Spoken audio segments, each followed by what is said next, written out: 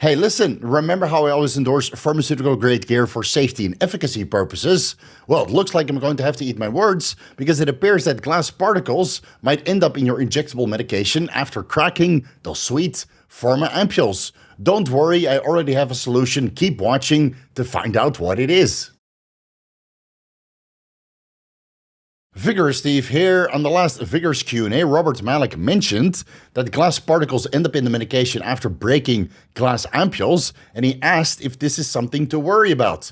And I've heard this question asked a multitude of different times over the last couple of years, but I didn't realize that this has actually been studied, not just once, but a multitude of different times. As always, all citations are down below. Robert Malik sent me a couple citations, and I was able to find a couple more publications on this subject. Now, personally, I've been using pharmaceutical-grade steroids from Ampoules since all the way back to my first cycle in 2006, so that's close to 15 years ago.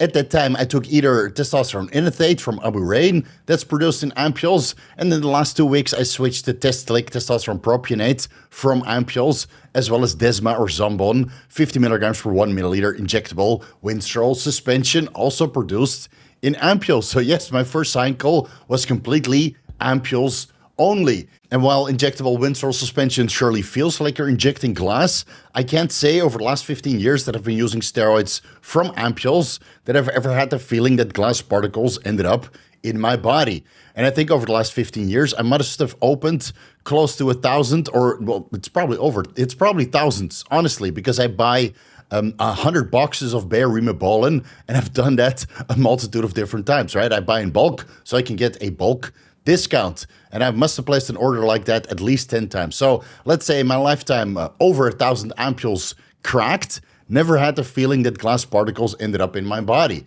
That being said, the body recognizes foreign substances and encapsulates those in scar tissue. And I've done a lot of ultrasounds on all of the scar tissue that I've had all over my body, on the glutes, the quads, the lats, even the shoulders, to see how bad the scar tissue is before I started resolving that actively with deep tissue massage therapy and Graston technique. And I highly doubt that these minute glass particles would show up in an ultrasound or even an MRI. I think, and since I'm donating my body to science, you guys are going to have to wait. Let's see, a couple decades from now, when I do kick off and meet my maker, I will have specific instructions to analyze my injection sites to see if glass particles are actually there. But you're going to have to wait a couple more decades because I don't plan to kick off anytime soon. But the scientific evidence is clearly there, so let's dive into it with a study coming from my favorite place to live, Bangkok, Thailand. This study was performed by Natasha Chenel-Kulchai and Syringe Katekon-Kao. And hopefully didn't butcher those names. Fingers crossed. Puchu Pasatai Yak Magna, Pomfalang Putai Medi, Katot Magna Krap. Published on June 23, 2021, titled Safety Concerns with Glass Particle Contamination, Improving the Standard Guidelines for Preparing Medication Injections. In this study, 56 registered nurses from the Ramatibodi School of Nursing, the Faculty of Medicine at Ramatibodi Hospital, which is part of Mahidol University, in Bangkok, Thailand, were instructed to break open ampules with various methods. By either breaking the ampule towards or away from the body, by using a gauze pad or cotton ball, or a syringe wrapper to break open the ampule, and in all methods they recorded the number of glass particles found in each ampule and measured these glass particles against common needle gauges used for the administration of medications. Registered nurses broke 12 ampules per person of either 2 milliliters or 10 milliliter sizes, and the number of glass particles within the ampules were measured with electron microscope with a precision down to 20 micrometers. Of the 672 ampules examined, 449 ampules were contaminated with either small or large glass particles, so that 67% or 2/3 of the ampules examined containing glass particles of a multitude of different sizes. Breaking the ampule with a cotton ball, wrapping the ampule neck partially from an outward direction resulted in fewer glass particles of small or larger sizes, while breaking the ampule with a gauze pad, wrapping the entire ampule neck from an inward direction resulted in the most glass particles, again from a multitude of different sizes. And when you scroll down to table 2, you see that the smaller 2 ml ampules had more instances of no measurable glass particles, so that means that there's no glass particles within the medication. And the working experience of the registered nurses also influences if there's no measurable glass particles in the ampules after breaking the neck. Now, personally, I use 1 milliliter ampules or 1.3 milliliter ampules. Again, those Bayer Remibolans or testovirons are generally overfilled, and I have 15 years of experience, so fingers crossed that I might be okay. The results of this study are very similar to the other studies performed regarding if there's glass particles in the medication following the breaking of glass ampules. I've listed all of the citations down below in case you want to do more research. Unfortunately, what they don't specifically mention in this study, what kind of glass were used in these 2 milliliter or 10 milliliter ampules. Was it dark glass, light glass, or what kind of brand of these ampules that they actually investigated? And that could be because the defamation laws in Thailand are very, very strict. So they simply mentioned 2 milliliters, 10 milliliter ampules of any kind of medication, any kind of glass used. So there's no potential for defamation further down the line. Now, I do know personally that there's a huge discrepancy between different ampules being used by pharmaceutical companies. And we can take Bayer testoviron as an example. Bayer testoviron produced in Thailand or Germany have a very beautiful ampule that cracks open easily. But when you compare that to the Bayer testoviron produced in Pakistan, those ampules shatter and will tear holes into your skin, representing a samurai movie. So there's even quality control variations within the same pharmaceutical brand, and the kind of glass that you get in ampule form is going to vary between the various manufacturing locations. And you can say the exact same thing for third world pharmaceuticals who produce, albeit dodgy, injectable steroids. Some of these third world pharmaceuticals select their ampules carefully, and those break open very, very nicely, while other ones crack open like it's going to be the scene of a horror movie, and you have shards in your fingers and it explodes or spontaneously combusts, and now it's literally a crime scene. So it really depends on where you're sourcing your ampules from. And if you notice that these ampules are very difficult to open, and when you do open them, let's say 1 out of 2 times, they shatter into a million pieces, maybe you should stay clear from those particular brands. Now, it has been investigated specifically in 2 separate studies on how these glass particles might end up in the syringe following the drawing of various gauges of needles. This study, in this clinical trial, they showed that 22% of the 1 milliliter ampules had glass particles after breaking, while using an 18 gauge and a 21 gauge needle. So those are pretty large gauges of needles, not the ones that we would use to inject our steroids with. But using a 19 gauge filtered needle resulted in no measurable glass particles. And in this Korean study, they showed that using a filter needle, a smaller 25 gauge needle diameter, a smaller 2 milliliter ampule, and using a cotton ball to surround the top of the ampule while breaking it, resulted in less glass particles within the medication, but they were still present. So that's quite alarming, I would say, even using a filter needle at a low gauge, 29 gauge, which is something that I would personally inject with, there are still glass particles.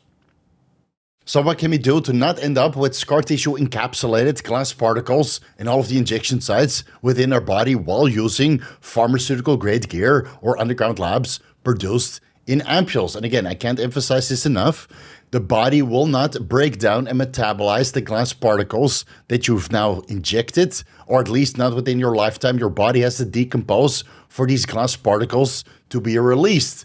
And then maybe when your ancestors find you find your grave, they probably thought you swallowed a disco ball. Besides using 1 milliliter ampules, which most steroids are produced in, besides a couple brands exclusive to Thailand produced in 2 milliliter ampules, using a cotton ball to surround the neck of the ampule while breaking it away from the body as the dot or the indicators where the break point is facing towards the body, then using a 29 gauge needle to draw the medication into the syringe. But that's going to be difficult if we're using Bayer testoviron or Remibolin, which is produced in castor oil, which is thick as right? That's going to take significant time, so I always use an 18 gauge to draw from those ampules. And then you can use a Wattman microfilter, either before drawing or after drawing, to make sure that those glass particles do not end up in your injection site. Now, I do know I have tried a Wattman filter many times with different micron gauges to draw from an ampule, and that takes very, very long also. It's probably faster to draw with a 29 gauge drawing castor oil from a Bayer Test-of-Iron amp than drawing any kind of oil with a Wattman filter through an 18 gauge, because the filter is so, well, paper thin, obviously. So let's say you crack open 10 1 milliliter steroid ampules, you transfer the contents, glass particles included, into a 10 or 20 milliliter syringe using an 18 gauge needle. Then you replace the 18 gauge needle while the medication and the glass particles are within the syringe. You replace the 18 gauge needle for a Wattman filter and another fresh 18 gauge needle. Then as you're pressing down into a sterile vial, you're injecting directly into it, all of the glass particles should remain behind in the Wattman filter. And now you have 10 milliliters of filtered and clean injectable steroids there waiting for you in the sterile vial without any glass particles. And then you can draw with an insulin syringe or whatever kind of gauge of syringe you prefer and administer that daily, either subcutaneous or intramuscularly, for the most stable serum concentrations without any worry of injecting glass particles alongside of that. And this is basically what I do, but I don't use a Wattman filter because it's so tedious. And again, up until doing the research, I was not aware that glass particles could end up in my body, but I might have to do this going forward. Otherwise, my autopsy report will probably say glutes made out of disco balls. Going forward, I will still crack open the ampules of a week's worth of steroid use, transfer all of the content into a single syringe of, let's say, 10 milliliters, and then use a Wattman filter to filter out all of the glass particles before I inject all of this content into a sterile vial, which I will then administer subcutaneously with insulin syringes. Now, for all of the guys that use cerebrolysin, which is presented in ampules of 2 milliliters, 5 milliliters, 10 milliliters, or 20 milliliters, I don't think that a Wattman filter is going to filter out glass particles, but somehow pass the amino acids, right? The neurotropic factors contained within cerebrolysin. I think that those neurotropic factors have a much larger particle size than the glass particles, which could potentially end up in the liquid after cracking open those ampules.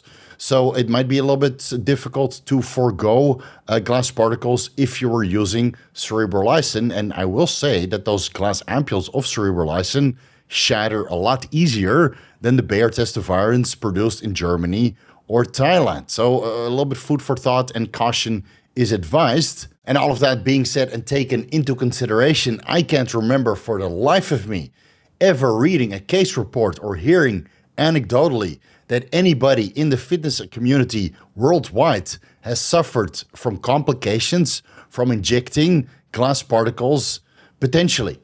All right, so the scientific evidence is there, but does this play out in the real world? I'm not entirely sure. So you're just going to have to wait for my autopsy report, which will be dropping in about 60 years. I do plan to live to about 100 years old, but if I kick off at 80, well, then it's only 40 years down the line. The medical community has my full permission to analyze all of my injection sites and publish their findings regarding if there's glass particles in those injection sites encapsulated with scar tissue or not. Again, I have cracked open over 1,000 ampules in my lifetime, and I will continue to do so, but I might be using a Wattman filter going forward. Food for thought, guys, and thanks so much, Robert Malik, for bringing this to my attention publicly on the Vigorous Q&A. I had no idea that there were actually scientific publications investigating if glass particles ended up in the medications and then potentially ending up in the scar tissue after administrations. I might be using a Wattman filter going forward, even though I've never seen a case report or heard of any complications following administrations of medications presented in glass ampules. Still, the scientific evidence is there. So again, Robert Malik, thanks so much for bringing this to our attention. You can find all of the citations down below, and you can find everything that I'm associated with down below as well. Follow me on Instagram and TikTok at VigorSteve. Vigorous crew, you guys know what to do. A front double bicep for you guys, almost exclusively pharmaceutical grade from glass ampules, mixed in with a little bit of homebrew trembolone sandwich, which was presented in vials, so at least that's safe. Thank you guys so much for watching, and I'll see you in the next video.